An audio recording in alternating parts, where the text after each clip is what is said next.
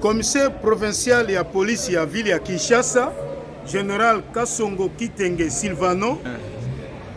azali ko rappeler na bakolo mituka pe batambisi mituka awa na ville ya Kinshasa ete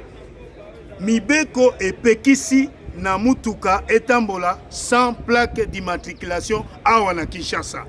Ezali mibeko epesama na bakonzi pe ya likolo e bapesa police pona exécution ya mibeko wana. Talatina bozokomona mituka oyo ekangami awa na commissariat provincial ya police ya ville ya Kinshasa parce que bazangi plaque d'immatriculation.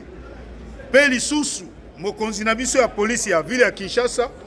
azali ko rappeler na ba député oyo bauti kozwa ba mituka ete kolandisama masolo ndenge ye mokonzi na biso ya police ya ville ya Kinshasa auti kosolola na DG ya DGI mokonzi oyo ya contribution ayebisi mokonzi na biso ke ba plaque ezali ye azozela kaka